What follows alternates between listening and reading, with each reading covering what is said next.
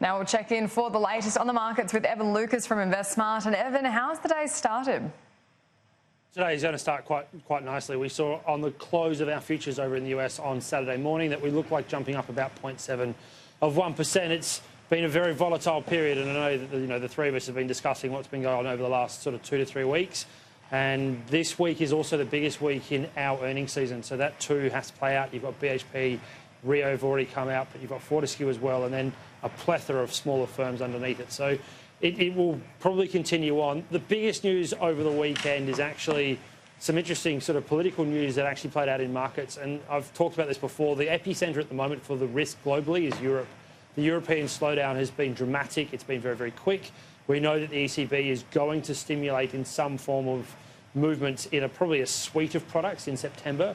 But it's what came out from Germany over the weekend, and that's a very, very interesting thing. The German government is rumoured to be going through plans to actually backstop the German economy if it falls into recession. Looks like it probably will, by actually bringing forward a deficit. And they rally in German bonds, the rally in the DAX, the CAC as well, and then the flow through into the US is very, very interesting, considering the debate that is happening here around the whole idea around the government coming to the fore and possibly scrapping its surplus, etc., to show that a centre-right party is willing to actually backstop their economy with fiscal stimulus, led markets up quite strongly across the board, is a very, very big, interesting point. Yeah.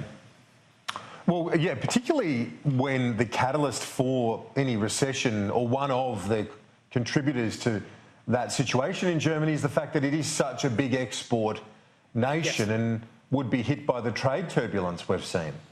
Yeah, absolutely. And they've described it as the perfect storm. So when you look at, what's going on in Germany, the big 4 car makers, so let's realistically bring it down to the 3, and Daimler, Volkswagen and BMW have really seen exactly what you're alluding to there, Kieran, happen in their numbers. So the threat of tariffs coming from across the Atlantic, the threat of actually taking manufacturing out of the US into places like Mexico in the case of BMW, all of that has come to a fore. Then you actually look at regulation that's really hit them as well on the export side. So European regulation has also hit high-end manufacturing. Again, cars are the really ones to point here, with changes in the requirements around emissions. And all of that came to a head and a fore at the back end of last year and has been playing through all year.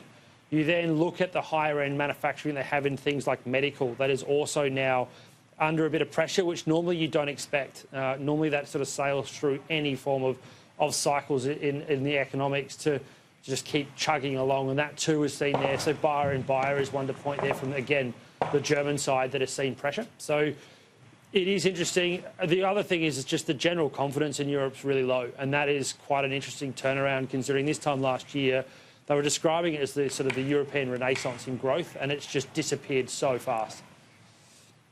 And if we take a look back at the Australian markets, it's particularly interesting watching what's happening with commodities and things like iron ore as well has been one to watch.